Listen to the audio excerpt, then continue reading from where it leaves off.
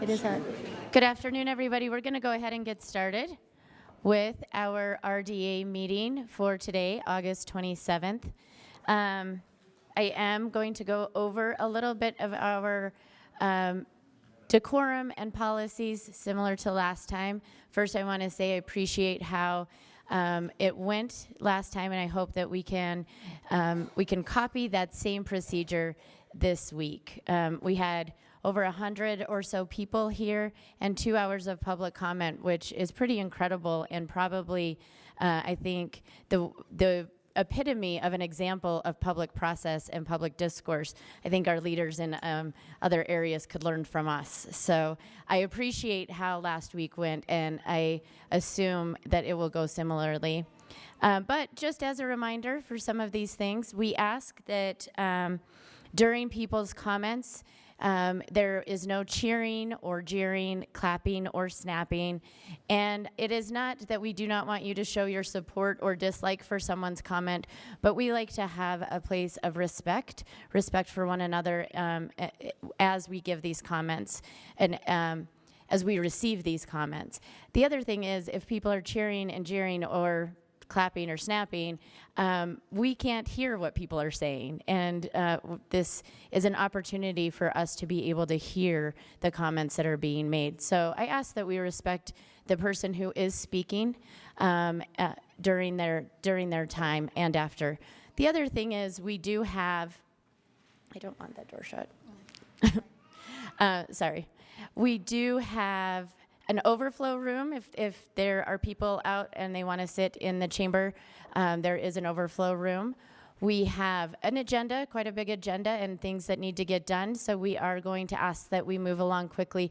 That is also why we ask that there not be a lot of in-between commentary on somebody's comment. So we will have 2 minutes for each speaker. We have this week, I believe we have 2 people with microphones to assist. So we will come to you. That way people aren't crawling over other people trying to get out. But yet we can accommodate what you need in order to make your comments. We also recognize that 2 minutes is not a ton of time to get your... Yeah, I wanted them in order. 2 minutes is not a ton of time, but we have staff throughout the room and in the hallway that would be happy to record any statement. We have some cameras set up over by the stairs. If you want to give that a further comment, we'd be happy to assist in that. Or if you want to make a written comment, our staff will be happy to assist in that. We have water and snacks outside if you get thirsty. These can tend to be long meetings. The only other thing I would say, we do have another public hearing today, which is on Block 67. And if you're here for that, we know that there's a lot of people here for item number 1. And so, which is the Northwest Quadrant.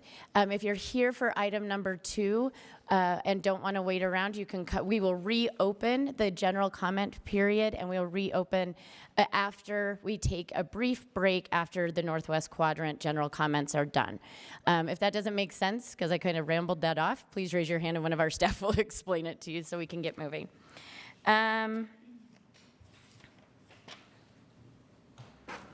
I think that is everything. I'll call 2 names at a time, maybe 3, depending on how many comments. So please just be ready if you hear your name and you're in batters up, okay?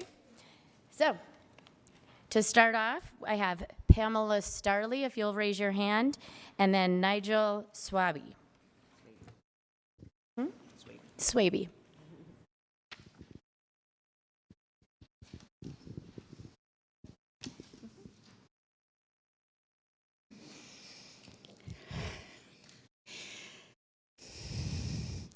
My comment is a prayer. God in heaven, your activities and focus have often been toward land from a garden and onward.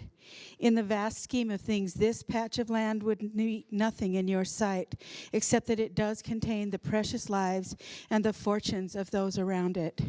I pray for everyone involved in this thorny subject. Please pour wisdom, clarity, harmony, and civility over this rough ground. Rain, patience, and truth, a spirit of cooperation and open-mindedness.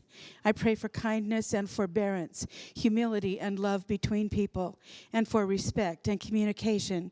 Help us to listen to one another. May anger be quelled. May short-sightedness have eyes opened. I pray for generosity of spirit. Bless us with creativity and insight, and enlarge the thinking of all concerned. Heal the breaches here. I pray for common vision somehow. God, if something needs uprooting, I pray your mighty and deft hand would do it. If something needs planting, I pray your fingers would be in the soil, putting seed where it needs to be in people's minds and hearts. Shine new conviction and awareness where some might need it. Challenge our minds and change our hearts according to your will. Revive the weary, encourage the hopeless, and speak answers to the angry ones. I lift all the people, everyone, up to you. Give a vision that no mere one of us limited humans could think of without your magnificent, surprising inspiration and presence. We humbly invite you, God of the universe, to be present on this patch of land, in this square of room today, so that at the end of this meeting and the end of this subject, something good might happen, and so that at the end of time, every one of us will give you praise. Amen. Nigel Swaby, and then I have Georgie Corkery. Thank you. My name is Nigel Swaby. I live in Fair Park on the west side of Salt Lake. As an active business person and community member, I've been following the inland port for many years. I've also seen the west side get treated badly by the city for most of my life. And I also share the same concerns about potential negative effects of this port as many of the people in this room, including air quality, stormwater, and rail traffic. I've also listened to political rhetoric about land grabs and tax sweeps and state overreach concerning SB 234. Yet here we are in the Salt Lake City RDA discussing your vote to manage a part of the project that you created. With that said, I urge you not to give up your responsibility for the Northwest Project Master Plan. Fulfill your obligations to the petitioners and don't forfeit the $1 million annual revenue your community reinvestment area will produce. As a city council, you'll have other opportunities during the planning process to address our community's concerns. If you break this development agreement, I truly fear the state will discredit your years of work, take over the entire project, and the west side will once again come up with the short end of the stick. Georgie, and then Heather Dove.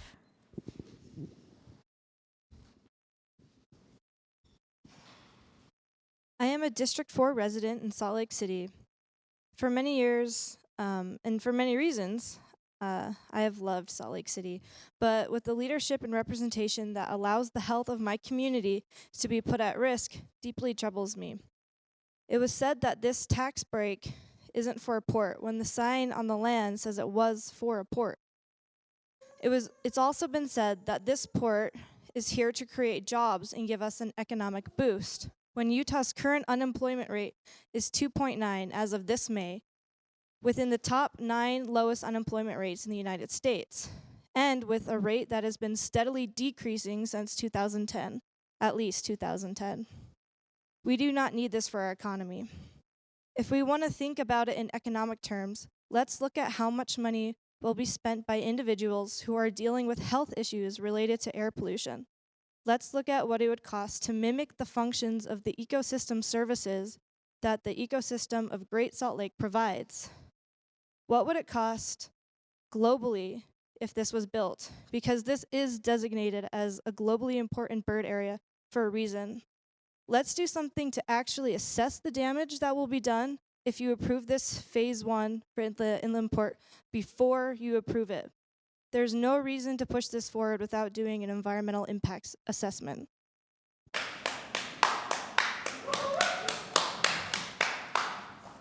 I have Heather Dove and then Dean Dinas. My name is Heather Dove, and I'm president of Great Salt Lake Audubon, and I represent the 10 million birds of Great Salt Lake and our thousands of Audubon members. City Council spends the beginning and end of every public comment session with extensive remarks, thanking the public for coming out to speak their mind, emphasizing how the council listens and takes those voices into account. Last week, there were about 59 people who spoke during the public comment period. Only 2 of those voices were for the port and the $28 million giveaway. 57 out of the 59 were vehemently against the port and vehemently against giving wealthy developers a $28 million tax break. If the council votes to approve this giveaway, it will demonstrate how little, in fact, the council takes public sentiment into account. The lengthy words of thanks will ring hollow, and the city council will prove themselves as tone deaf and untrustworthy as our legislature. If the council votes to approve this giveaway, it'll be the most ironic that it will be doing so during the very week that Salt Lake City is hosting the United Nations Civil Society Conference, where it is presenting itself as a progressive, sustainable community. The inland port, including Phase 1, is not a sustainable project. The buildings may be designed with low environmental impact, but the 2,000 daily truck trips and the 3,300 daily car trips will have a huge impact on the air quality of this valley. Phase 1 will enable the state to move forward with the rest of this monstrous project, with its trains, planes, cranes, trucks, and more buildings on fragile upland habitat, all extremely detrimental to air quality, night skies, noise level, and habitat for people and wildlife. We urge you yet again to vote no to this $28 million tax giveaway. I have Dean and then Maureen Grossman. Thank you again for your service. We appreciate all the input, and we appreciate the technical advice that you've gotten so far. My observations are as a business economist in the Intermountain West, headquartered here in Salt Lake City. My name is Dean Dinas, and I've been here for 27 years, as I mentioned last time, and I also recognized last time that we've been down this road before. Everyone in this council has also been privy to the inland port deliberations, documentation, technical advice so far. But in the RDA resolution and term sheet, the applicant request aligns with RDA and city plan for the Northwest Quadrant. I and many of us don't see how the alignment dovetails specifically and how it will dovetail over a 20-year lifespan. The challenge here is, where is the data to align? Where are the milestones? Where are the capacity upgrades to planned prison capacity that are guaranteed here? It's not done yet, and this aligns with the prison as well, according to the policy alignment. Sustainability. Anticipated is the key word here. Anticipate to include sustainability features. What features are there? Where are the milestones again? Decreasing the project's impact on air quality. Again, where's the due diligence? We're looking for an environmental impact statement, of course. Who is conducting this due diligence on the data supporting the applicant's terms? Where are the specifics on sustainability? Where is the financial capacity of the applicant to meet environmental and sustainability? Time. Thank you. Maureen Grossman and then Ursula Jockman. Hi, my name is Marina Grossman. I'm in District 4. I am just here to speak out against this inland port.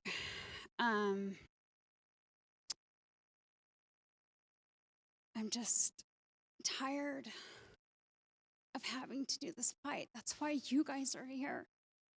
You're supposed to be representing us.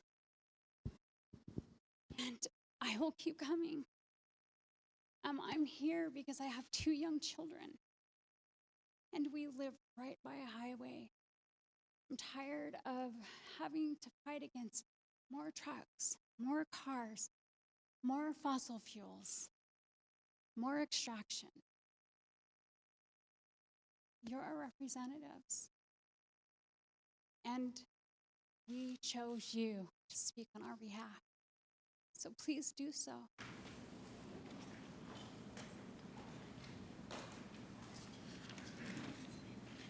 Ursula Jockman and then Monica Hilding, please. Hi, I'm Ursula Jockman. I live in District 5. And once again, I just am shocked that you guys ever thought this was a great idea. It just breaks my heart. And I don't know why you would want to proceed without some kind of environmental study. Ursula, I don't mean to interrupt. We'll pause the time, but we can't hear you very well. Do you mind holding the microphone a little uncomfortably close? Is that better? Yep. Okay. Thank you so much. Anyway, I'm just heartbroken that you guys ever thought this was a great idea. It's not. And I think you should wait for an environmental study at least. But I did bring up last week, but you weren't all here, the story of Gunnison Island, which is a #1 breeding habitat in the world for pelicans. In the past, they've gone out and banded 500 new birds every year. This year, they got 75. And I'm just guessing that's due to all the activity out in that area with the construction of the airport and the prison. And the prison's already shown that the ground out in that area is not conducive to large building. It's gone way over budget trying to reinforce the ground. I don't understand why you don't appreciate what we have there. I love birds. I'm not a huge bird person. But this is a jewel to Salt Lake City, this area.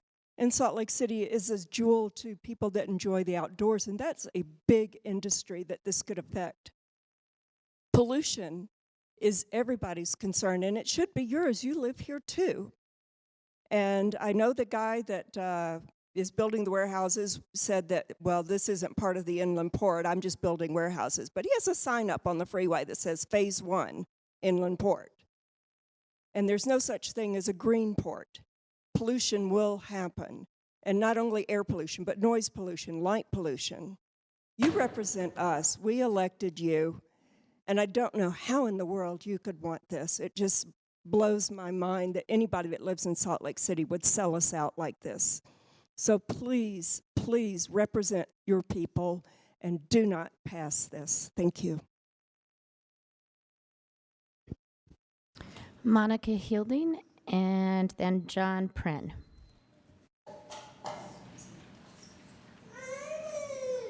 I would hope that all of the council members received and read Kurt Allen Fisher's redacted document sent to city council members August 23rd, 2019. He also made a request that you change the order of the procedure to have the developer speak first, but obviously that was not considered. He also sent a copy of a citizen's draft resolution deferring the Northwest Quadrant LLC application for tax increment reimbursement. This legal document gives the City Council an excellent way to defer action of NWA LLC's request for approval of this resolution until the applicant includes 3 reports in its application. I urge the council to seriously consider using this document to protect our tax dollars from being needlessly squandered on development that so many of us have taken the time to inform you that we object to. There are so many reasons that have been put before you by the public to defer this decision. I don't understand. I don't understand the rush when so many people are concerned about the environment right now, and this is not sustainable. We don't need more warehouses. We don't need more stuff. Look at our landfills. We have so much garbage. We don't need more. And it's so detrimental to the environment.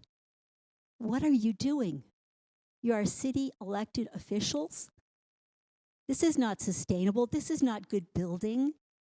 This is not going to help the people who live in that area. But it's falling on deaf ears, just as all of the protests that I have gone to and all of the times that I have spoken against the inland port. I have been to many, many meetings, and I get the same looks. And thank you. Okay, quick announcement again. It seems like our overflow room is filling up, so I'm going to be reading 3 names at a time, so try to be ready, and we will make sure we get everyone heard. So that was Monica. I have John Pren, followed by Jesse Cox, followed by Blake Quinton. Okay. Hi, I'm John Prane. I'm in Councilman Luke's district. I want to thank you for preparing this handout, which will reward careful study, I'm sure.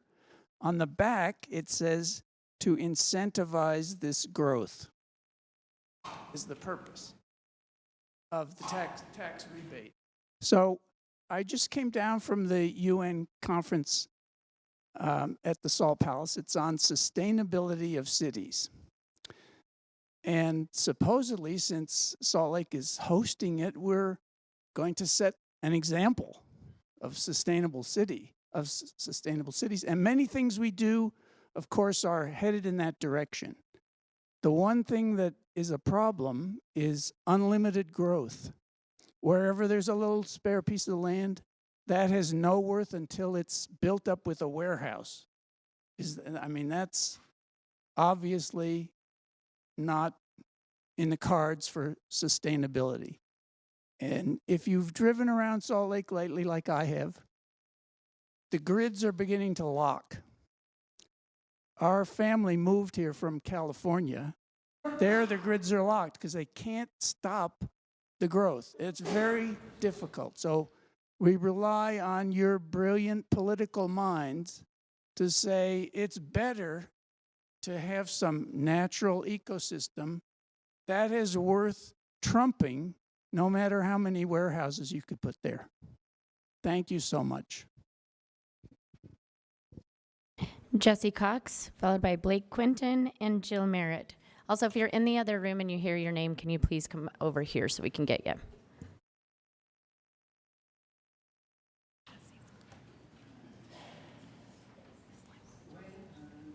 We have been imploring you to slow down the sinister inland port, but we keep running into indifference and intransigence. I say intransigent not because you should obey us, but because of your refusal to concede to reason, to pressures of collapsing human habitat, to the demands of fiduciary, fiscal, and financial responsibility, and to first principles of democracy. As a child, I lived on the east end of Long Island, where almost every man was a fisherman or a farmer. Long Island is the sand dune of an island, similar in size and shape to the Salt Lake Valley from Ogden to Provo, and just as narrow, bound between 2 bodies of open sea instead of 2 mountain ranges. By the time I was a teen, the fishery was no longer commercially viable for independent boat owners and suitable only for factory ships. And the farms gradually disappeared under McMansions. Today, the now suburban East End is a memory of a wilderness that has been tamed, a fragile water table that's been poisoned several times over now, and open seas that have few marketable fishes. This battle here today takes form between basic Maslow needs of community and a super aggressive combination of corporate interest and old family money that desperately fights for gerrymandering and deregulation of the pace of growth and public safety. There are certainly those are certainly nightmarish scenarios, but this time around, consequences will be exponentially worse. What will be lost is human habitability in an increasingly toxic and hot planet. Blake Quinton, followed by Jill Merritt and Dita Seed. First of all, I would like to thank Chris Wharton for hosting a public meeting yesterday. He spoke to me for an hour and a half regarding the inland port. And he had to listen to everything from my harebrained ideas of how we stop this to where I honestly feel we are lacking. I realize that you guys are trapped. Amy, you look like you've been beat up. You're exhausted. Sorry. Chris and Charlie, you don't look any better. And you have. And there's a reason for that. We failed at every step of this process. When we rezoned this in 2016, we failed. We gave the developers infinite power over this city, power with which they could buy our state legislators, and they did. They are in their pocket.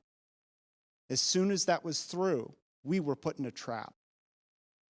And in 2018, we signed a contract with no escape. Our legal department failed the citizens of this city. Then we go through and our city council approved it. They approved an industry that produces 20th percentile wages in a city that is growing and booming. And they gave them a $28 million tax subsidy to build this. And now today we find ourselves with the choice. Does NWQ sue us for stepping out of this? And does the state take over the port and plow it flat? Or do we approve the $28 million bribe? $28 million we could use on our citizens. This is a failure. I want our RDA rules redone. They never get another penny for Greenfield. Our zoning rules, we're done rezoning agriculture. If we have to buy it through nonprofits, we will. This process is a sham. Time.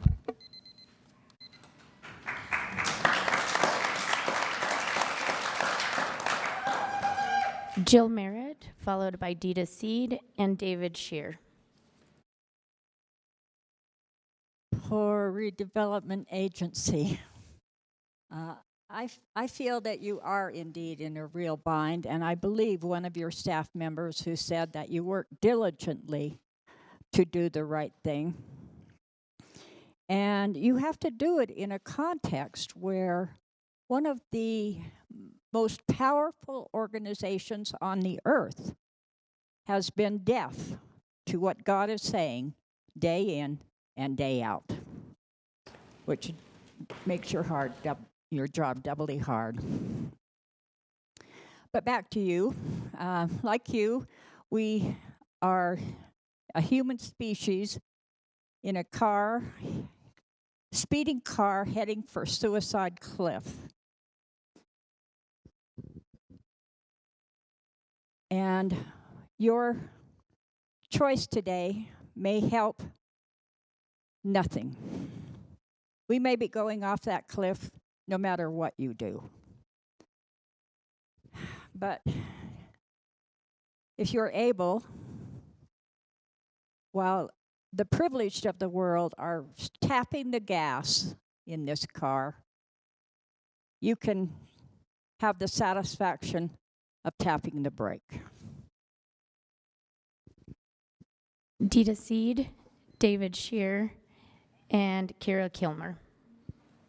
Hello, my name's Dita Seed. I work for the Center for Biological Diversity and the Stop the Polluting Port Coalition. Last week, RDA staff and the lawyer for the developer suggested we shouldn't worry about this project because this isn't the inland port. Really? It's been billed as the inland port for over a year. There's a sign on I-80 that says Phase 1 SLC Port Global Logistics Center 2019. Inland ports are giant warehouse and freight distribution hubs, and that's what's being proposed here. Phase 1 is intended to create 6 million square feet of new warehousing on a greenfield that could generate as many as 2,000 new truck trips per day and over 3,000 car trips. And it's paving the way, literally, for more warehouses to come, and possibly the subsidy of an intermodal facility. run by BNSF. Because of the high water table and potential for liquefaction, this greenfield is expensive to build on. So expensive they can't do it without our $28 million gift of a tax break. This week, Salt Lake City is touting its commitment to sustainability as an example to others in the world, yet we're poised to use future city tax revenue to subsidize an increase in pollution and greenhouse gas emissions. And we're doing this without an understanding of the environmental harm.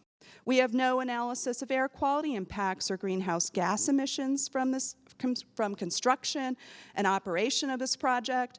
We have no understanding of the guidelines, if any, around the use of pesticides and herbicides within the project area. We have no analysis of the overall wildlife habitat and water quality impacts of this project. This development is contrary to policy goals around improving our air quality and the city's plan to become net zero by, I think it's 2040. I wish it was 2030. We will not be able to achieve any of these things if we keep supporting projects like this. We simply cannot continue to build warehouses endlessly. And I just want to thank all the people who are coming out today to speak to this important issue. It's truly heartening.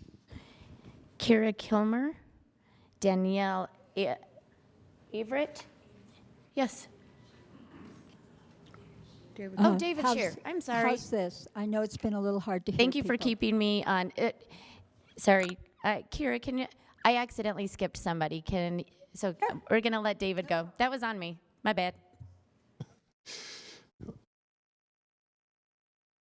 Okay. I want to thank Chris Wharton as well for the very open and informative meeting which he held yesterday to help constituents like me understand the intricacies of the situation.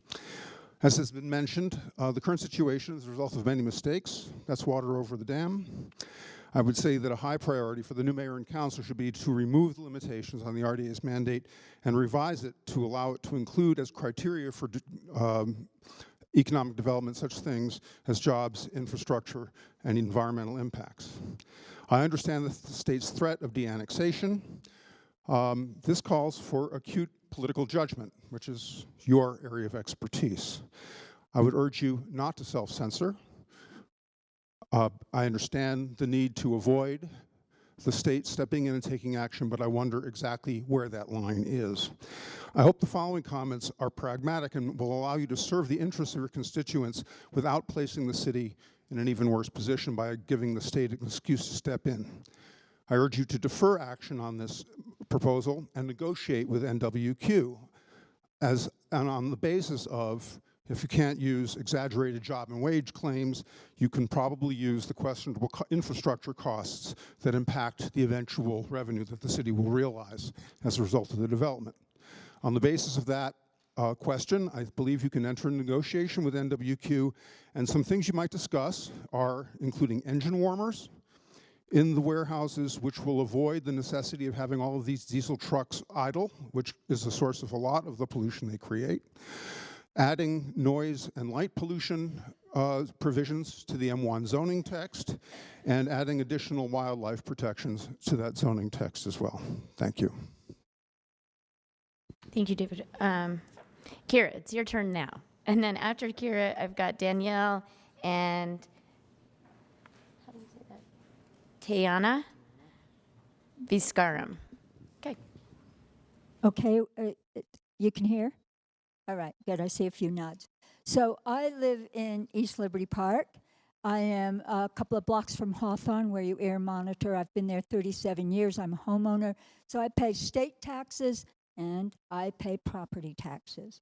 So my problem with your agreement to pay $28 million to somebody who's building out there is you're setting a bad precedent. Once one person wants it, everybody who's out there is going to want it. Now, my understanding, and I might not be correct, but my understanding is all the warehouses and the businesses that I passed in my commute to go teach on the west side built it on their own dollar. But for some reason, there's some kind of agreement to give incentives to people who are building north of I-80. And I don't see the reason for it. Anybody who bought property up there knew there was an earthquake fault, and it was a liquefaction area if there was an earthquake. That's not news to anybody. When you buy, when you invest, you make an agreement to yourself that you're going to do your best to make a profit. You don't go to the government and ask for money to do it. The people below I-80 didn't go to the government to ask to do it, as far as I know. So why are you encouraging the people above to come to you for money or to come to the state if you lose your litigation? Now, is there anything else you could spend your money on? And I've been to some of the mayoral debates. So I know Salt Lake City wants to be responsible in terms of expanding fire and police, schools, air monitoring, perhaps a UTA pass to keep the pollution down in the valley. And if you've been paying attention to the news, you know about Newark and you know about Flint, Michigan. And you know that some of the houses, mine included, have a water system that is 114 years old. It could be on your budget. Just think about it. Danielle, followed by Tiana and Jim Catano. As a woman who has grown up in this area, I have watched the steadily increasing rates of autism, my friends' children being hospitalized and dying due to asthma, due to pollution. Without standing in a place of power such as you, the best that I can do is pray for all of us, that we may open our hearts and clear our minds so that we may remember that we are stewards of this land. We get to take care of Mother Earth as she has always taken care of us. I urge you to get out there, walk a city block, try and run a little bit and see how challenging it is to breathe. Our children are worth more than this. Only when the last tree has been cut down, the last fish been caught, and the last stream poisoned will we realize that we cannot eat money. Cree Indian prophecy. Tiana, followed by Jim Catano and Julio Roland.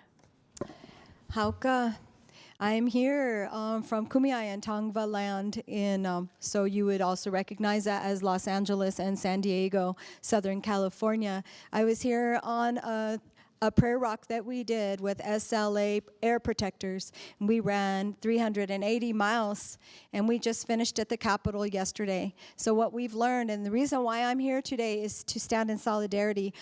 Everything I've heard, the power needs to go to the people. And what I hear in my spirit is that I am hearing the word rape.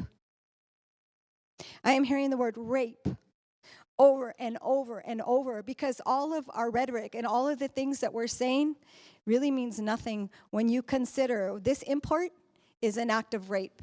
And unless the people consent, it is a violation, it is an assault, it is against Mother Nature. It also opens the door to the worst and wicked evil to women who will be open and vulnerable to man camps. It is the highest degrading form of reducing humanity. It's soul murder, and it needs to be stopped. I honor you that you're each in a position where you have to make these tough choices, but that's why you chose your calling.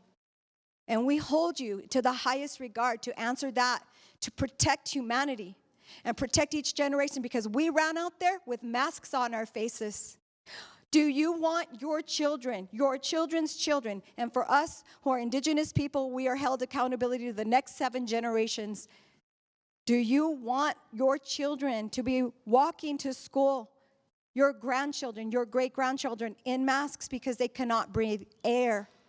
So as a woman that went to Standing Rock as a water protector, as a woman who has stood on the front lines for many, many different movements that protect Earth, protect the women of this earth, we ask you to stand up and do the right thing. Time. Kukiai mauna. Stand tall like a mountain. You can do it. Time.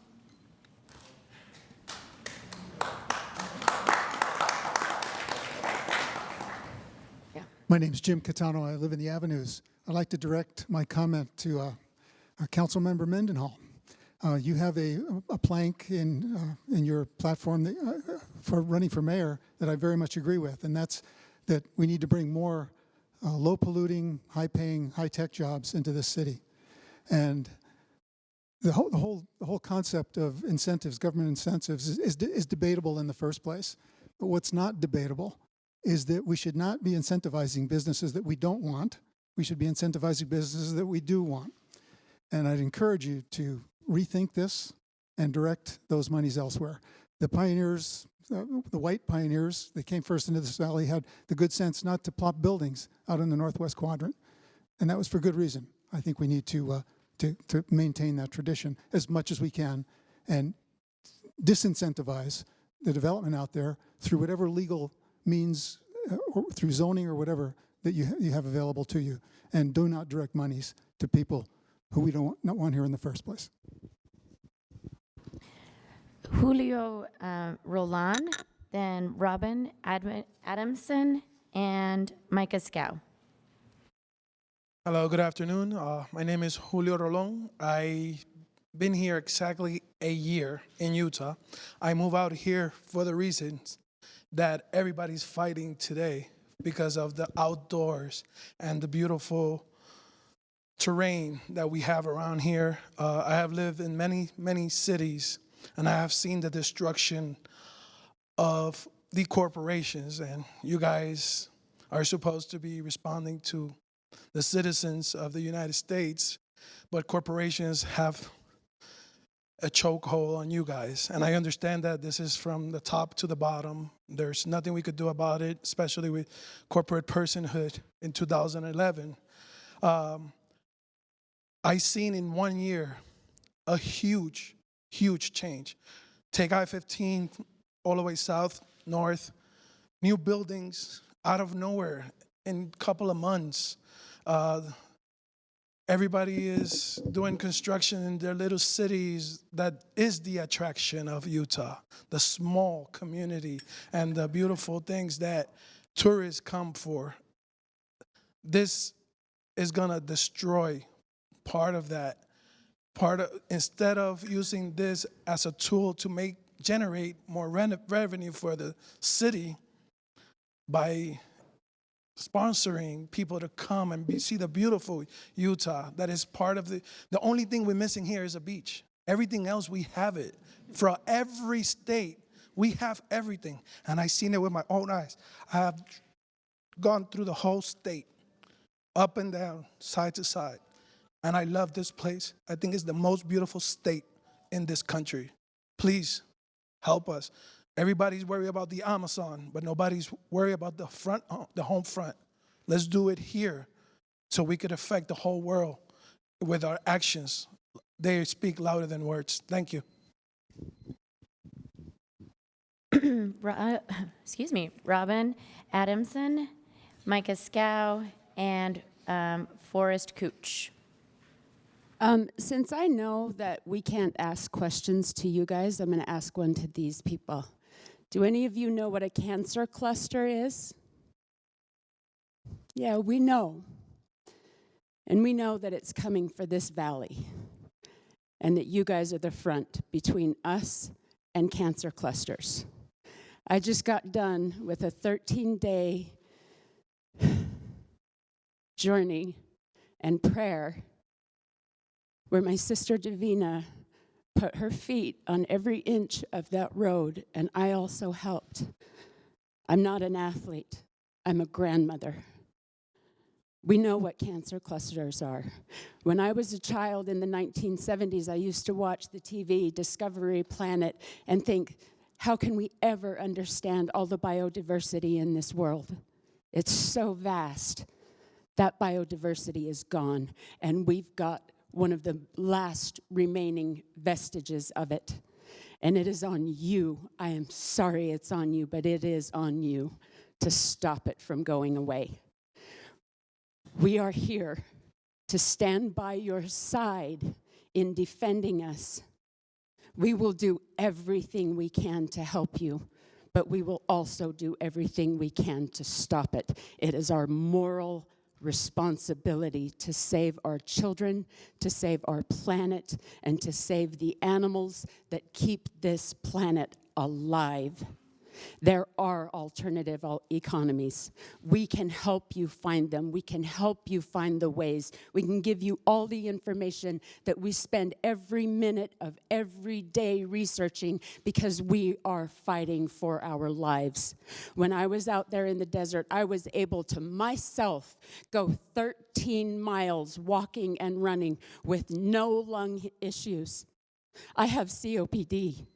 The day I got back to this valley, I had to don a mask because my lungs started burning immediately. Thank you. Micah Scow, Forrest Cooch, and Terry Wingett. First of all, I'd like to thank and extend my solidarity to everyone who has spoken so far and phrased my concerns so much more eloquently than I could. Throughout this whole process of the establishment of the inland port, we've been given unsubstantiated reassurance that everything in this process has been done in good faith and that environmental precautions have been considered and taken in its pre-development. In fact, last week, Council Chairman Charlie Luke said that the council was not, quote unquote, trying to be sneaky. And if that's true, I'm not sure what you have to lose through further transparency. If you truly believe that the inland port is as harmless to Salt Lake City as you claim, I invite you to demonstrate that with a thorough, unbiased health impact assessment and an environmental impact statement. If this destructive port is the boon to our economy that the movers and shakers claim it is, a $28 million tax break should not be necessary. If there is nothing to hide, let nothing be hidden. Your claim that you're just trying to do what's best for Salt Lake. Well, Salt Lake is here, and Salt Lake was here last week, and we're telling you what's best for us now. Your constituency has spoken. It should be clear now what must happen next. Please, for our sake and for the sake of our fragile biodiversity that we all depend on, vote no on the $28 million tax break and issue a health impact assessment and environmental impact statement before any further procedure. Thank you very much. Forrest, and then Terry Wingett and Dr. Jerome Solar.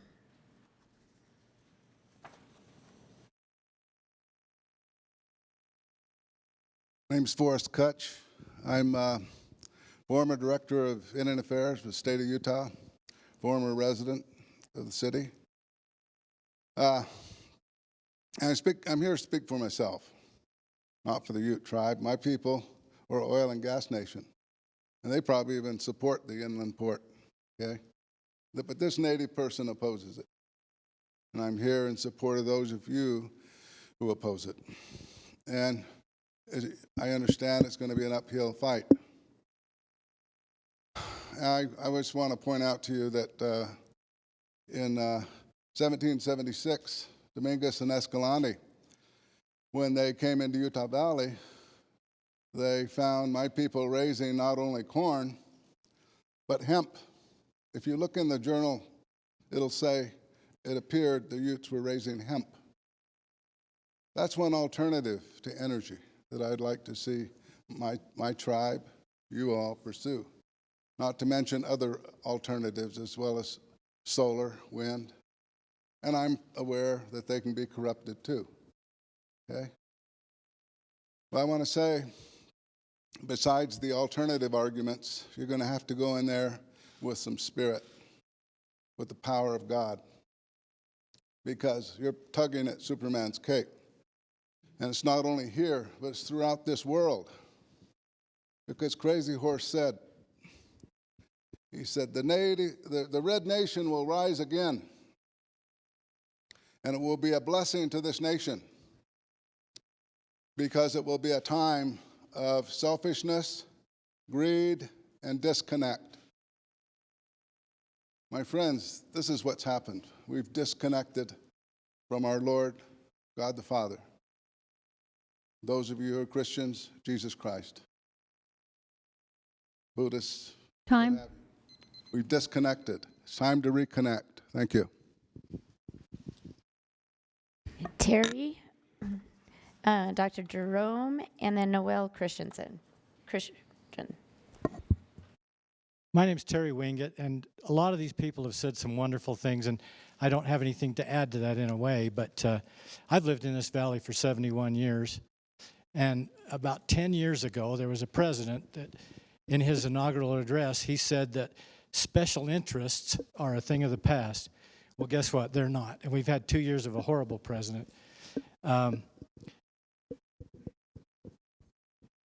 don't feel like my kids or grandkids are going to grow up in a better environment than we have now unless we stop it now. We have to stop this freight train from running down the tracks too hard. Are there other alternatives to building it out where they're building it, or are there other things that we can do? Do we have to okay this now? You know, the first time that a friend of mine told me to come to these meetings, I said, there's no use. The legislature's in charge of everything. Legislature and you people.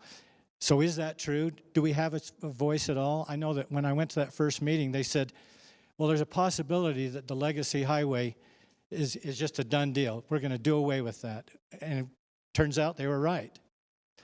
So what's the answer? I don't know. But like I said, you know, I don't have any answers. A lot of these people here have the good answers. I'm just saying, you know, let's think about this. Let's reconsider.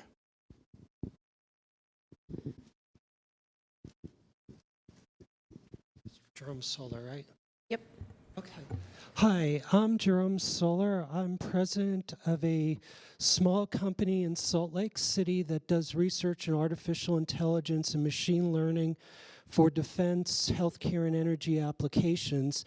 And the views I'm going to present represent most of the companies I know throughout the Salt Lake City that strongly oppose this. We believe that it will have a profound negative economic effect on Utah's high-tech sector because it will drive away jobs. I've had 2 employees that relocated and work remotely from other parts of the country, in part because of the effect on their health or family members' health for the terrible air quality we have in Salt Lake City. So the bottom line is it's a negative opportunity cost. You'll see maybe gaining a handful of minimum wage jobs and driving away or losing opportunities for high-tech jobs. This is strongly opposed within the tech industry, and there's developing a tremendous amount of anger and backlash because this hurts our bottom line. Sick employees are not productive. Employees that leave to go to other states with better environmental conditions don't get work done. In a global technology environment, we need to be competitive. And $28 million, that's absurd. If this is truly economically viable, it shouldn't see 1 penny. You're not dropping $28 million on 8 tech companies. Why? Because they're economically viable and they create jobs. This is a risky venture, or they wouldn't need a cent. They'd be running over themselves to get this started without even 1 dime. It's the fact that they have to ask for that it's essentially corporate welfare for one kind of company that hurts high-tech companies, that hurts companies that generate high-paying jobs. Time.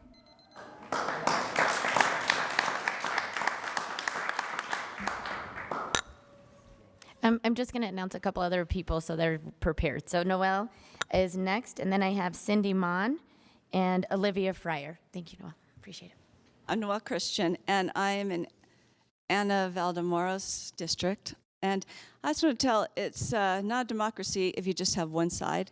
So I just want to put my voice in and say the city protected 4,000 acres and natural area, and a no vote would threaten that.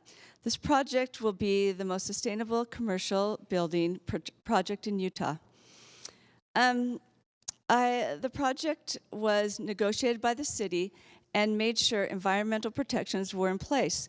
The opposition is basically saying that they want to eliminate all the environmental protections and trust the state to do it right. I'd rather put my trust in my city than in the state. I hope you vote in favor of the project. Salt Lake City needs to keep their seat at the table, and I think that's really important, to not just walk away, that we do have a seat and you stay there.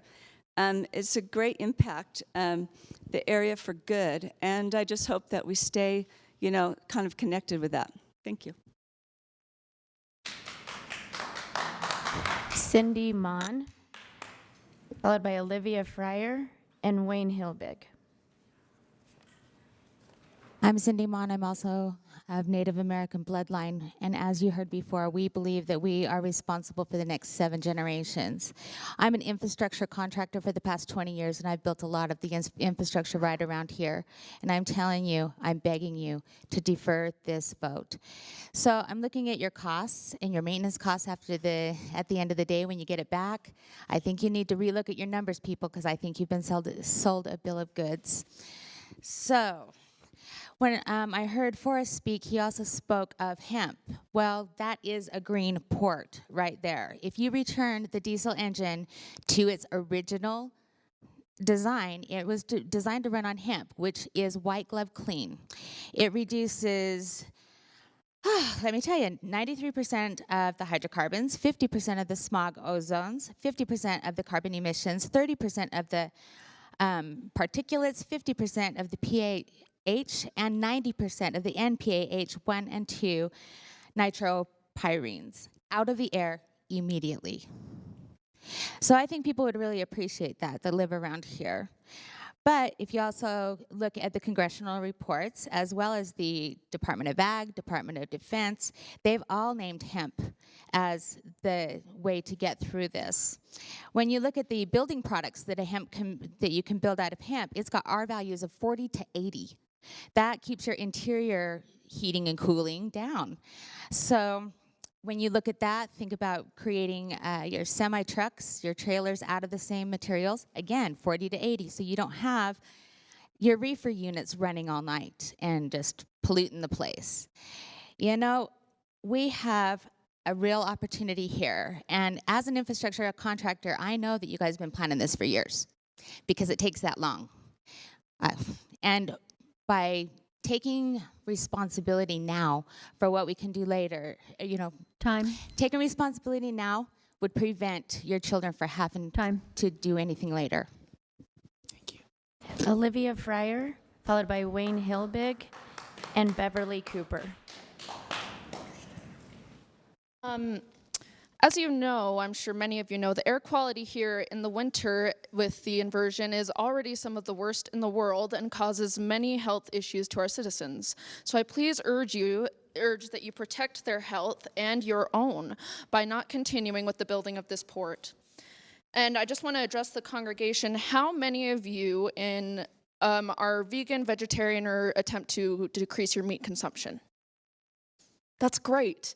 The UN, who you all know is holding a climate crisis conference here in the city, released a report a few months ago that says all humans must become vegan or vegetarian to stop climate change. But the real pressure should be put on companies that pollute this earth, that create like 70% of the pollution on this earth. A better use of this $280,000 would be to put pressure on companies like Koch Industries to stop polluting and stop climate change. Or I completely agree with the use of it being for hemp, which has already been corrupted in our government through Prop 2. So I encourage you to work on that as well and look into hemp production. I hope all of you on the council and in the congregation think along with myself and many others that climate change and the climate crisis is one of the biggest threats to our species. As you probably know, and I hope that you all support the UN in their belief in climate change. And if you don't, I really wonder why you support them on other things and not this. Please do not let yourselves be pressured by big business and their promise of more jobs. As she said, we have some of the lowest unemployment rates in the country. Not to mention these jobs are not safe jobs. I'm sure many of you have heard of the horrors inside Amazon warehouses. And if you haven't, I will tell you, never mind that. Time. But these jobs are not good jobs and they will not be safe jobs for our citizens. Wayne Hilbig, followed by Beverly Cooper, and then James King. And James King is the last card I have. So if you are interested in making a public comment, please just see one of our staff and we can get a card filled out and make sure that you're heard. I'd like to thank the council for this forum. I support the project. I'm old enough to remember when the environmental movement began. It was concerned with littering and saving water. It has grown and evolved. It became global warming, then it became climate change. If this project had no, and then climate change, but now we're told that the world will end in 12 years. If this project had no environmental protections, no environmental elements to it, I could see why it would be opposed. I'm a resident of downtown Salt Lake City. I think it will be very helpful for Salt Lake's position in the world, and there's nothing wrong with being strong in the economy. I think that it should be approved. I understand that this has gone on for some time and that the county has, or the city rather, has been very strong in negotiating this in terms of requiring environmental protections. 4,000 acres will be preserved and protected. I'm in development. Yes, I am. I'm one of those evil developers that brings jobs and money to people. But let me say that the project, and not always to me, I might add, the project will be probably the most sustainable building project in the area. And as far as the smog, I wish it wasn't here in the winter, but by no means is it the world's worst, among the world's worst. I've been to Mexico City. I've been to many other places. I've lived in Los Angeles County for a number of years. Steps are being taken. This project isn't going to deter that. So I would encourage the council to vote yes on this project. Thank you. James King, and then I have another card, Brooke Larson, and my understanding is that there's somebody walking up the stairs, so we'll make sure to wait. So James? I'm Beverly Cooper. Okay, and I consider myself a retired community activist, if there is such a thing, because here I am. As most of you all are in this room and the council, I'm adamantly opposed to the inland port. This is not the inland port. A year ago, this council took steps to avoid this land becoming part of the inland port, and I thank you for that. Now, a year later, it's time to finalize the decision. I do not see that there are any options other than to finalize the decision. If they were not to approve this today, this land could become open to become part of the inland port. We would not have the environmental protections, the city tax base that we have created by trying to avoid this becoming part of the inland port. I encourage all of you to act responsibly and to vote to ratify this agreement that you made a year ago in good conscience and to protect us as Salt Lake City citizens. Thank you. Now I think it's James's turn. I think I'm back on track with my cards. So James King, and then Brooke Larson, Lindsay Elliott, and Davina Smith is who I have left right now. I'll just keep this short. I'm 91 and I don't hear very well, and it might be a little redundant, but all the economic indicators are that we're going to have a big recession. Curl your toes. And I think it would be a very foolish business decision to approve this amount of money in this situation. Thank you. Brooke, then Lindsay, and then Davina. Hi there, I'm Brooke Larson. I'm the coordinator of Uplift, which is a group that connects, trains, and mobilizes young people for climate justice across the Southwest.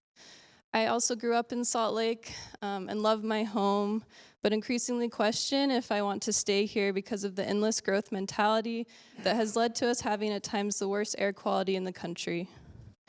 As has been mentioned, this week Salt Lake is hosting the UN Civil Society Conference with the theme Building Inclusive and Sustainable Cities and Communities. I don't know how you all can host this conference with integrity while also considering voting on this measure that will pave the way for the inland port. This process has been the opposite of inclusive. I appreciate you all listening to the public at these city council meetings, but if this process was transparent and inclusive from the beginning, we would not be in this place. A project that will increase pollution disproportionately near low-income communities and people of color is the opposite of inclusive. This project is also far from sustainable. Any project that will increase carbon emissions sacrifices my future, the future of the city, the future of all life on this planet. We are in a climate crisis, and I want you all to start acting like it. A couple weeks ago, Iceland lost its first glacier to climate change. The government installed a plaque with a letter to the future. In this letter, they say, "This monument is to acknowledge that we know what is happening and what needs to be done. Only you know if we did it. You know what needs to be done. Act for my future. Dare to think creatively. Vote against the subsidy for this polluting port." Thank you.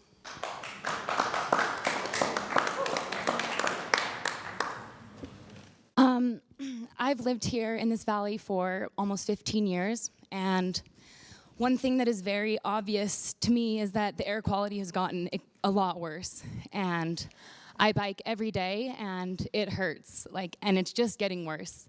And I think that it is irresponsible and ignorant to not consider any other options for economic growth. This is an amazing valley, so many people, so many options, and just please consider all of them. Davina Smith, followed by Thea Brannon. And then again, Thea is my last comment card, so if there is somebody that would like to speak, please just raise your hand and we'll make sure we get you a comment card. Hello, my name is Davina Smith.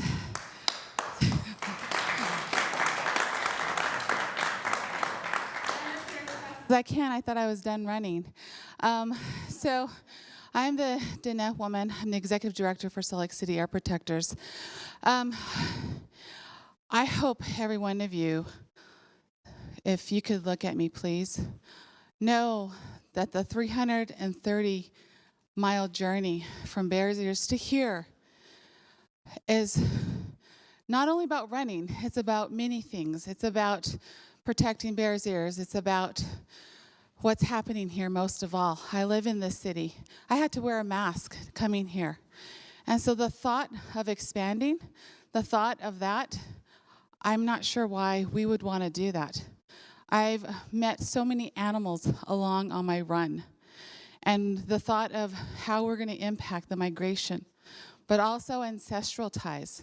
You know, that area is tied to Goshute people. So think about how many ancestral ties there are there that are still buried, and now we're going to uncover that. And so I hope you reconsider and rethink about what you're doing, because the impacts is going to be tremendous. If we had runners that came from very far that have never lived here, and for them to come set foot in here to put masks on was very telling for them. And so I hope, again, you rethink about what you're doing, because it will impact. It really will. Thank you.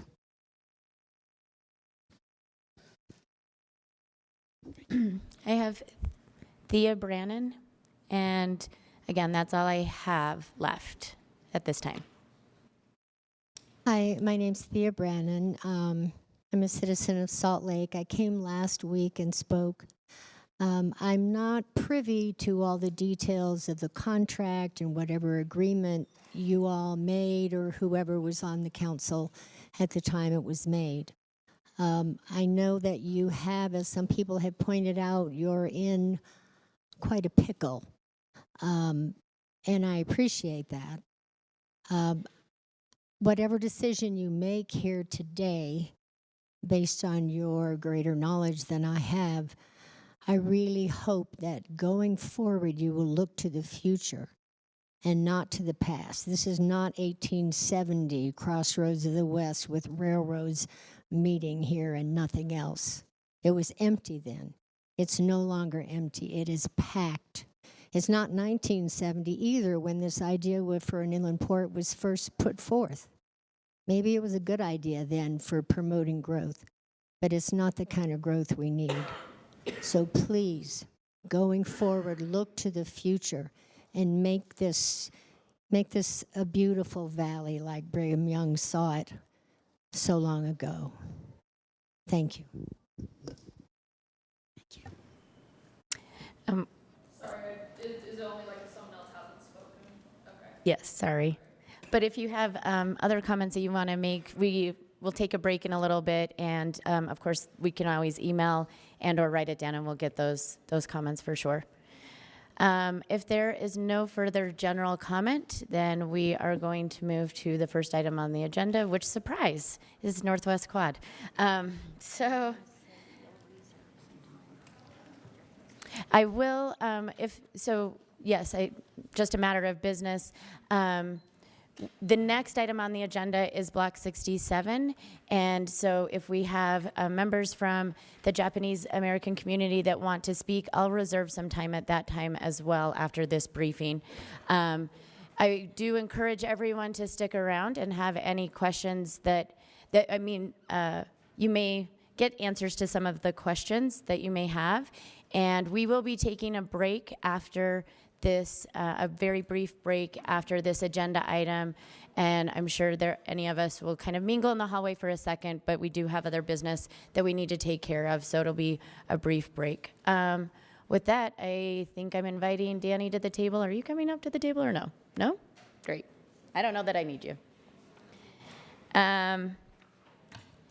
So the point of the Northwest Quad agenda item right now is to consider the reimbursement agreement, as has been discussed last week and this week. Before I look to questions or any potential motions, I do want to say something. First, I want to say that I've had the opportunity over the last year and a half to travel around the country and go to conferences with other council members and mayors from across the country. And I find myself gushing over Salt Lake City. And one of the reasons I find myself gushing over Salt Lake City is because it's an example. It truly is. And these last 2 weeks, as Blake very accurately pointed out, have been incredibly stressful and emotional. And I might get emotional.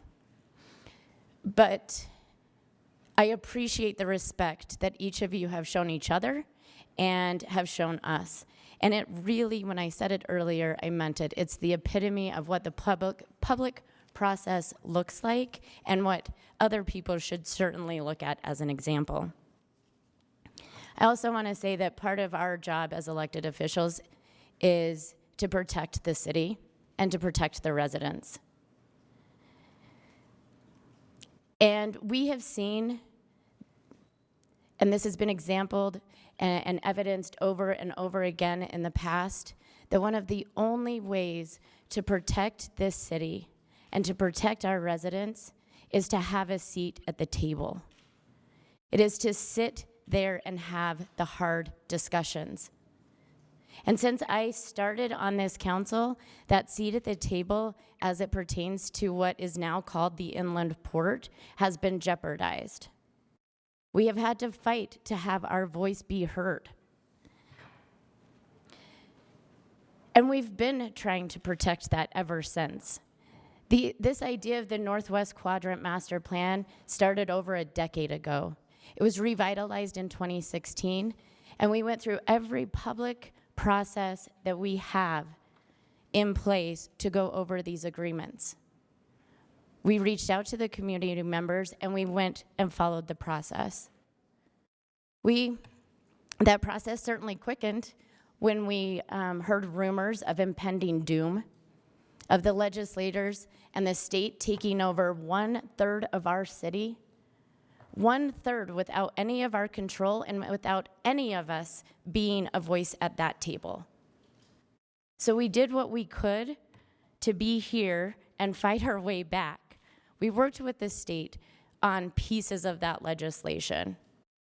But it wasn't a lot, I'll be honest. I'm glad we did it, and I stand by that decision. But this agreement also keeps us at the table.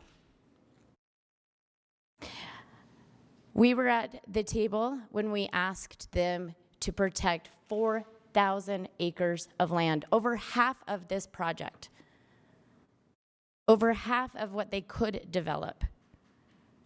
When we asked how the community felt about it, they went out and met with the community.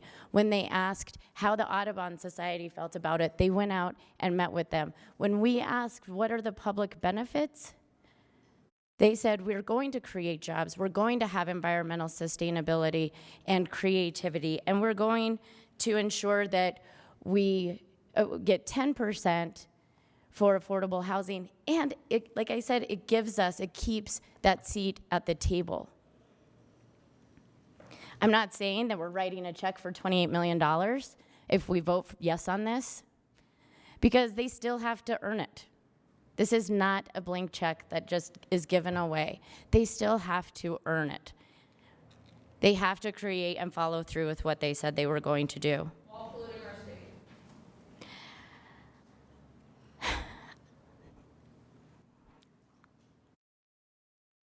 I can't guarantee a lot, but I can guarantee this isn't the last of these discussions. This is only the first of them. In my opinion, and this is my opinion only, voting no on this agreement does one thing and one thing only. It removes our seat from the table. And it removes our ability to protect our city and our residents as best as we can right now. Believe me, I did not want to be in this position, and I can't imagine that any of these other 6 people wanted to be there. I know many of you will be disappointed in me, and I get it. Believe me, I remember the day that I was sitting in a hotel room and got the call that at the 11th hour this legislation went through, and I sat and I cried. I mean, I cry a lot, but this was a lot. And I know, as I said, that there are many that will be disappointed, but I encourage you to reach out to me, to sit with me, let me walk you through what the last 2 years have been like and what we have tried to do to protect our city.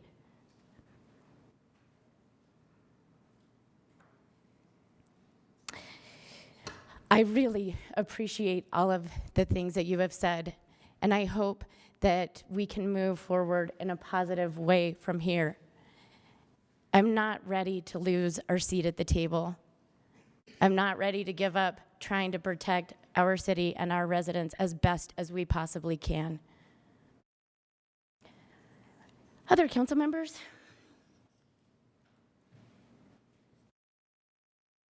Yeah, I'll go ahead.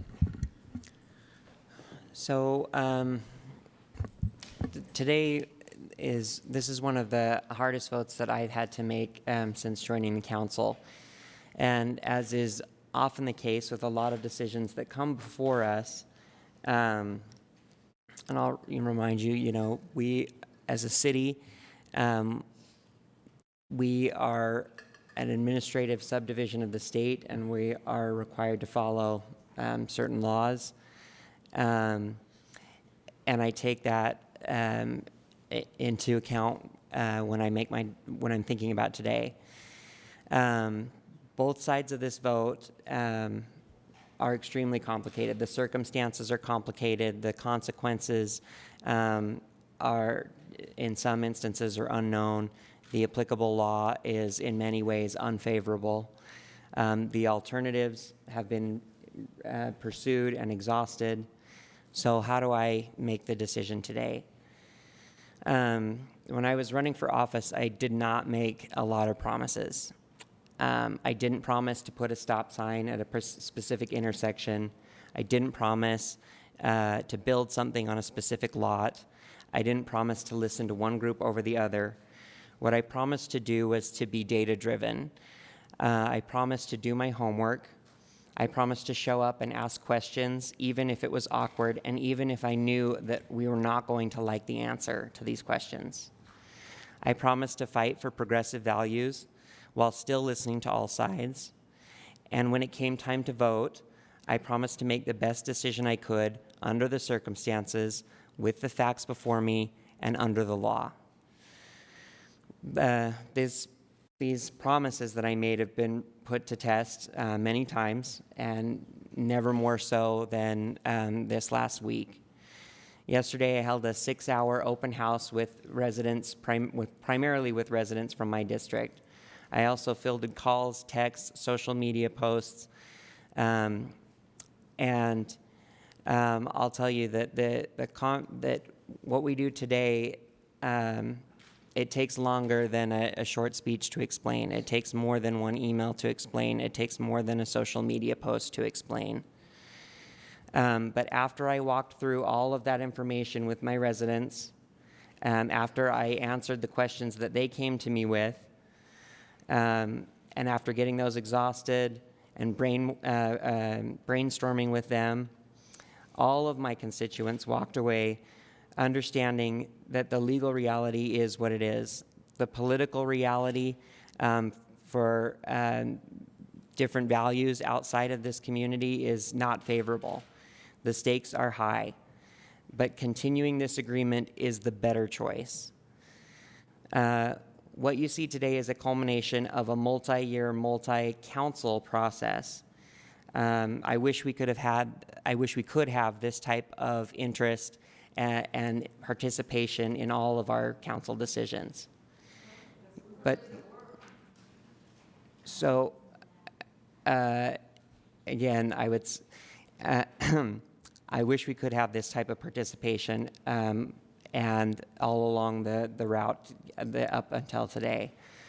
But today, I am voting to maximize the city's control over a huge portion of the Northwest Quadrant.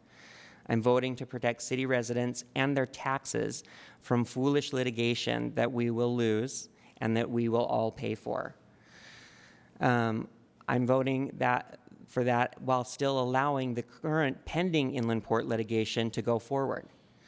I'm voting to fulfill the commitment that we made to West Side residents to try and find new dedicated revenue streams to make their communities better. I'm voting for post-performance infrastructure that will become part of publicly owned water, sewer, roads, and streetlight systems. I'm voting to hold developers accountable for the environmental promises that they make to this community. And I'm voting to permanently protect over half, as Amy said, 4,000 acres or some 400 city blocks permanently from development. Thank you. Thank you. Any other council members? Board Member Mendenhall. Thanks, Madam Chair. I have love and gratitude in my heart for everyone who has spoken today with such passion about the climate crisis we are in, about alternative energies, about alternative economies. And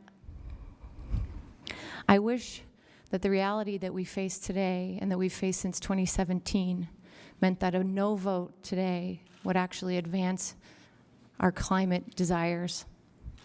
But actually, the opposite would be true.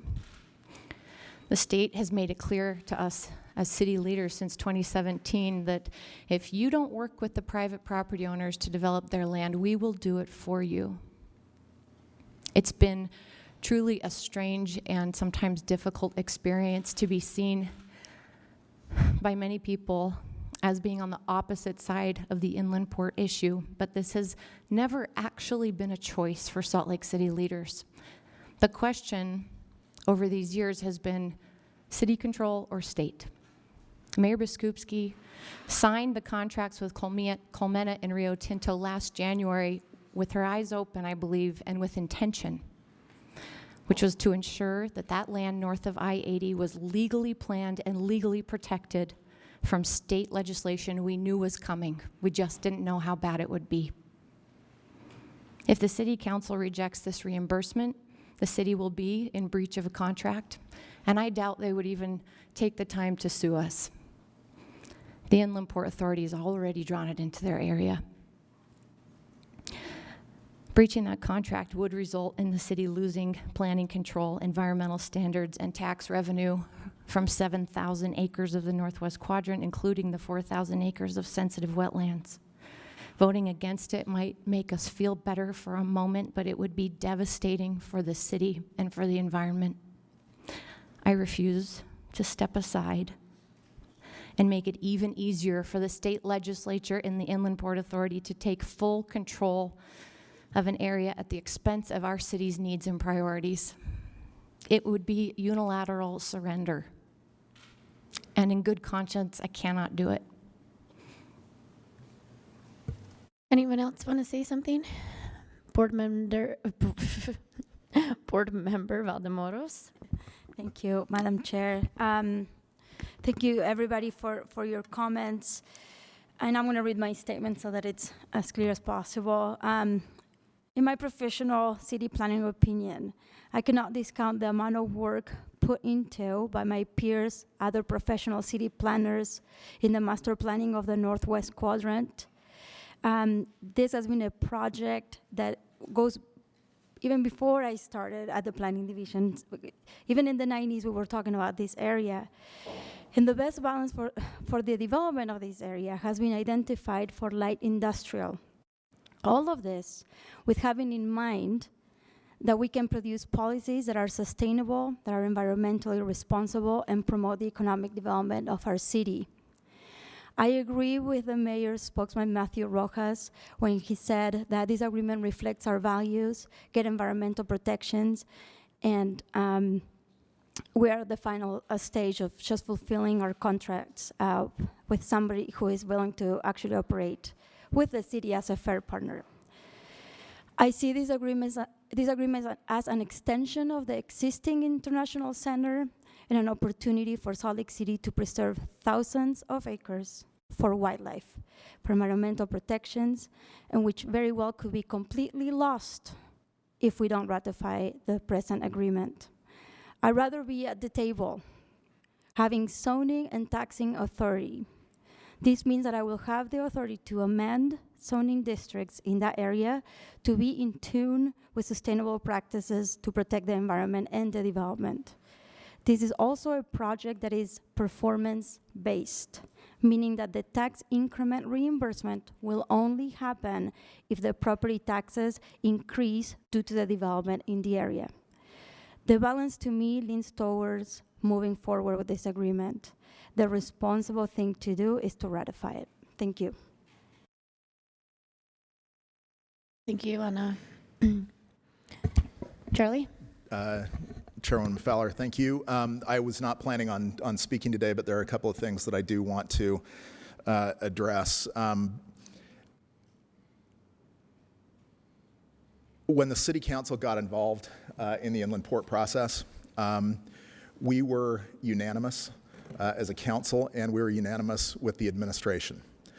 We were very, very much against Senate Bill 234, which was the first inland port bill that actually created the jurisdiction of the Inland Port Authority.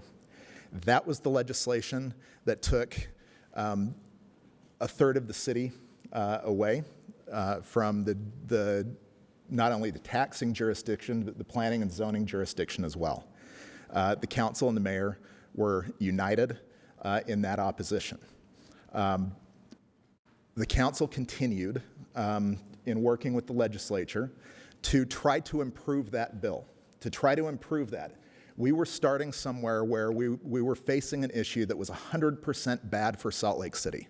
There was zero benefit, and we had zero authority over any of it.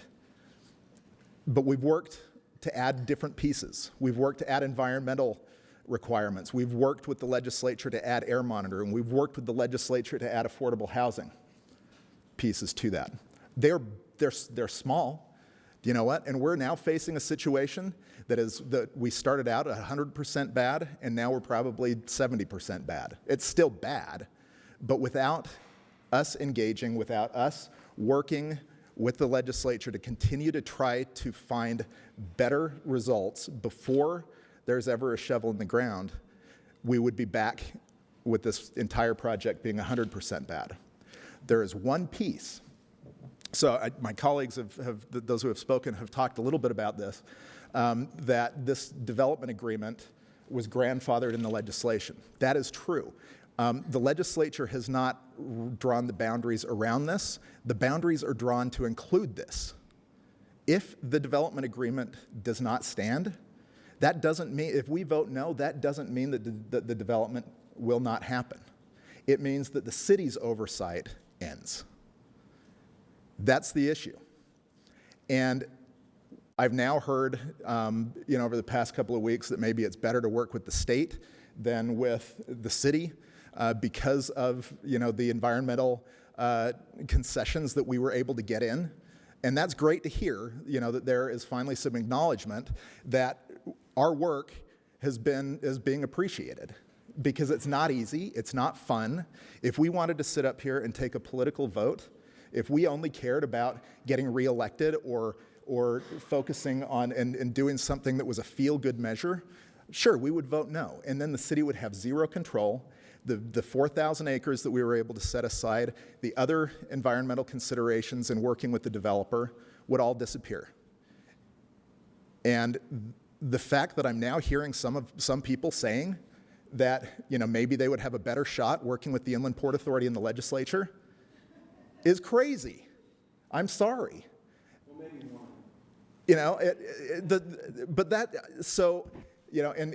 I want to address, I don't think Thea is still here, but I really do appreciate Thea's comments, because she asked us to look to the future. That is precisely what we are doing. This is not great. This is not the perfect situation. We are not saying that this development agreement is going to make things perfect. It will not. But you know what? I would rather have your Salt Lake City leaders involved in the planning and zoning of a development that is going to have as much impact as we all fear, in order to make that better than it normally would. And if you think that you'd have a better shot working with the Inland Port Authority and the legislature, there is a heck of a lot more land that you need to work on, because those developments will continue. And so your opportunity is there to try to work out something better. My commitment as a council member all along has been that I am not going to walk away from this issue because it is politically popular or because it is easy. I am going to continue to try to do the very best to ensure not only that we have a seat at the table, but that we are going to actually get different concessions back. Does that mean that that we are going to start from scratch? No. But do you know what? I'm not willing to walk away from it. I'm not willing to tell you something. I'm not willing to vote in a way that would make everyone feel good, including me, to say, hey, I'm going to do this, knowing full well that I can't deliver and that no one will be able to deliver what you all think a no vote would be. I can't do that in good faith. And I understand the political consequences. I understand that this is disappointing. Councilmember Wharton mentioned that this is the hardest vote he has made. I'm in my second term on the city council. This is by far the hardest vote I've ever made. This is by far the hardest issue, because do you know what? It takes a long time to explain what the nuances of this are. We do not have the ability to play bumper sticker politics with this. We can't sit back and say, we're going to vote no, or we're going to do this, or we're opposed to this. If we did, there would be zero new concessions in the special session last year and in the legislative session in 2019. My commitment is that I will continue to work with all of you. We do hear you. You may not think that we're listening. You may not think that because we're not voting the way that you want us to vote, that this doesn't have an impact. It absolutely does. And my commitment to all of you is that I will continue to work to make this better. I will continue to work with the developers to add some of the concessions that you brought up. The door is not closed once we vote on this. The door will be closed for Salt Lake City, however, if we vote no. Thank you. I have, I think, Andrew, did you want to say something? Probably demands a statement, though I usually don't talk a lot here.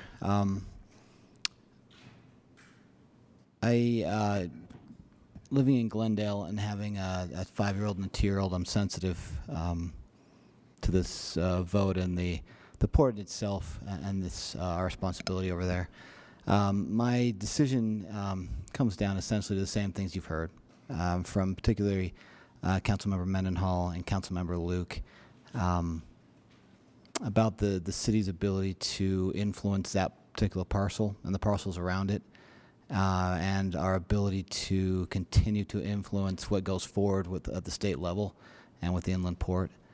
I'm happy to talk more about this as I have in the past 2 weeks with folks, and keep talking through this in the next years to come as well. So I appreciate your comments. I've read all of them as been sent in to me, and my colleagues have said it more eloquently than I can, so I appreciate that. Thank you. Are there any further comments from any board member? With that, I will look for a motion. Board Member Borton. Madam Chair, I move that we move forward with the contract with NWQ LLC, or the resolution, excuse me, to move forward with the contract. Mm-hmm. I have a motion by Board Member Wharton. Do I have a second? I'll second. A second by Board Member Johnston. Any further discussion on this motion? All those in favor? Aye. Any opposed? The motion carries. We are going to be done with this agenda item, and we're going to take about a 10-minute break. I know that puts us a little behind, but we just have the Block 67 next. If there's anyone who wishes to speak to Block 67, there will be an opportunity to do that.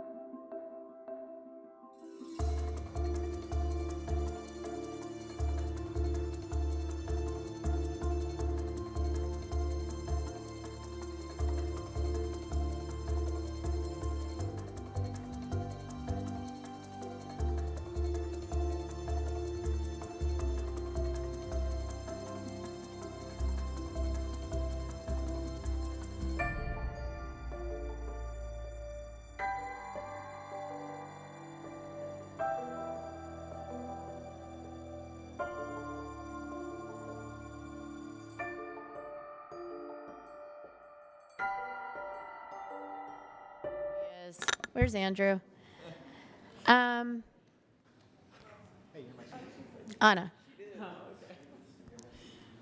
Okay, we are back from break and going on to agenda item number 2 with the RDA, which is Block 67. I am going to open it up for general comment, considering we kind of went a little out of character on the last thing, just given the amount of people here. If there is anyone here who would like to speak to Block 67, please raise your hand. I don't have any cards. Do I, Cindy Lou? No? Okie doke. Then we will just get started with the update. I think Corinne and Danny, are you guys coming to the table? And Allison. Okay.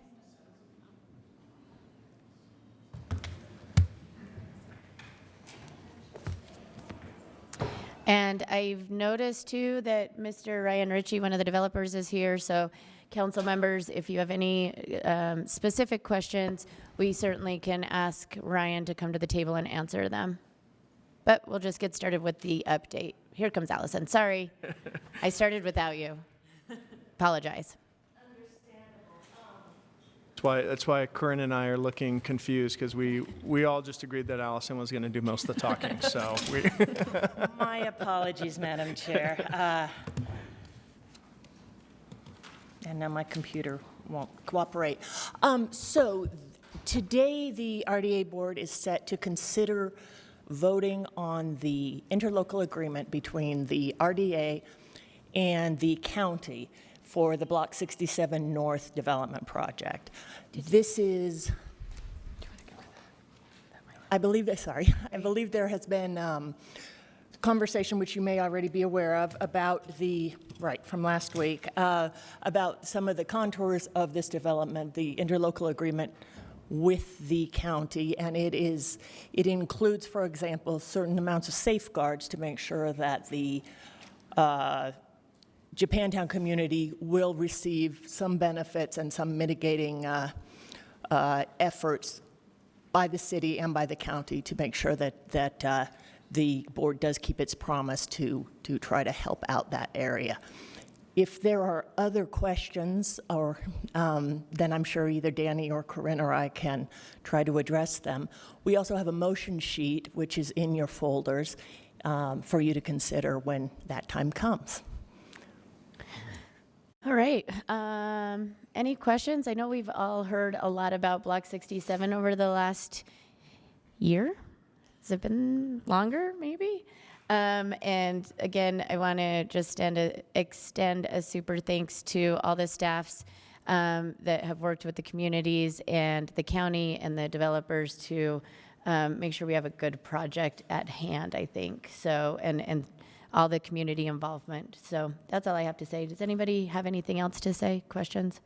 Andrew? No, I think I was just interested to hear from the Japanese community about their impression and where they're feeling this is at this point. So maybe the public hearing will. We asked for general comment and nobody said anything. I think there's a representative from. There are 2 representatives here from Japanese American community. I don't know if either of you would like to make a public comment. Okay, thank you, Al. Yeah, sure, Anna.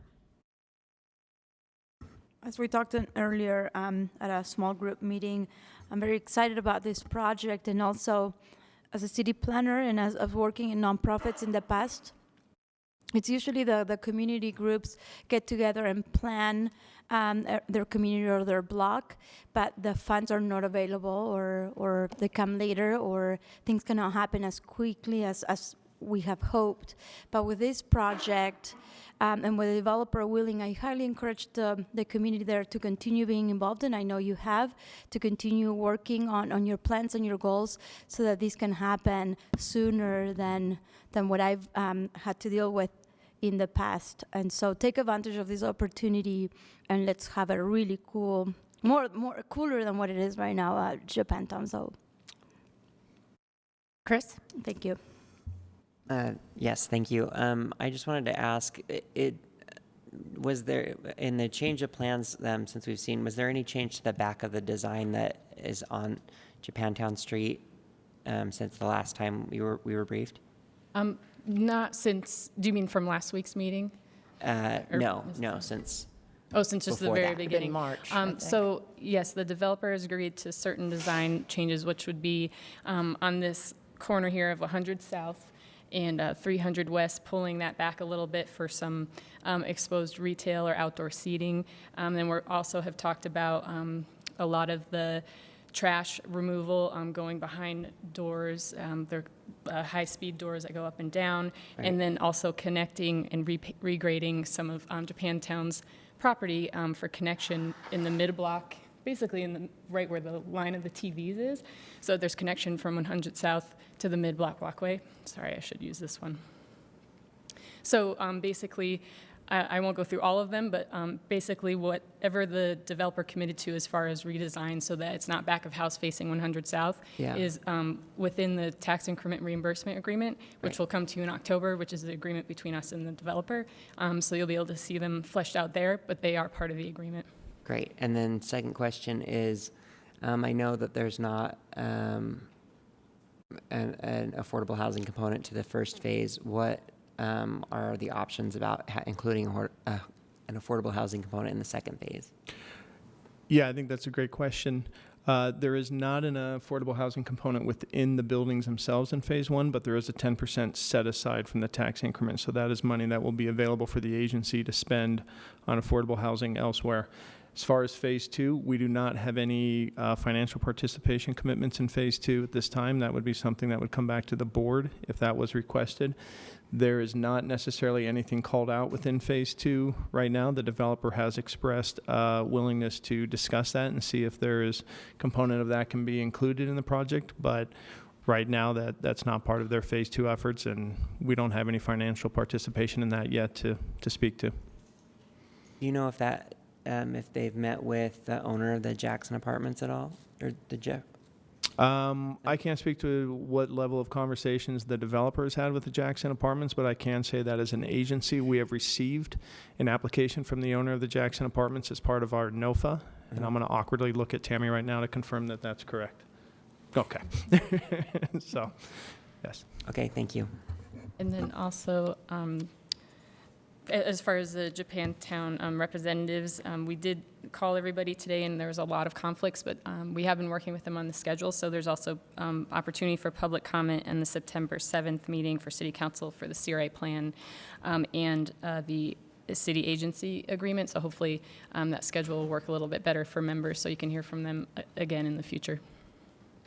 And just by way of reminder, so in a few minutes as the City Council, you'll be reviewing the Community Reinvestment Area Plan and the City RDA interlocal agreement. So those steps are coming today. They were originally scheduled for last week. They were put off, so that will happen soon. Great, thank you. Erin? To Chris's point about the potential for affordable housing in future phases, I don't know if we do legislative intent on the RDA board. Pretty sure we don't, but I would like to put out there that when we proceed with these conversations with the developer, that as board member, I'm very interested in having that conversation expand to affordable housing. I also wanted to thank, as Councilmember, Board Member Valdemoros mentioned, for the small group meeting and all of the opportunities we've had along the way to hear the updates on Corinne, your hard work with all of the stakeholders to evolve the conversation.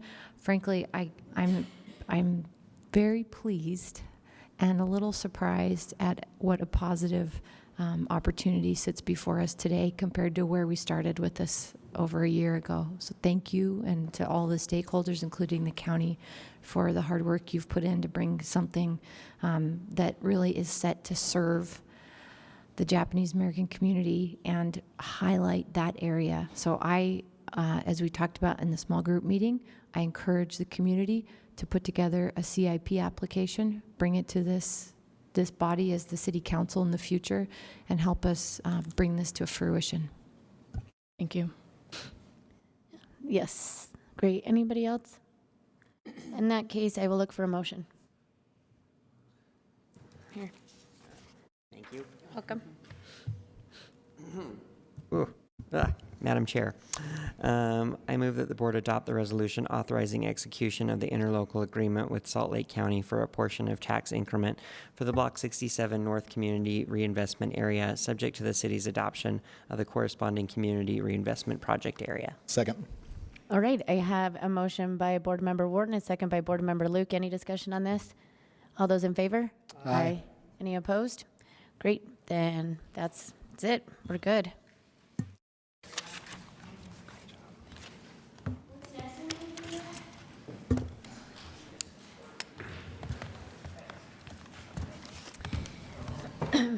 Okay, the next Executive Director, David's sitting over in the hot seat. Any report from you?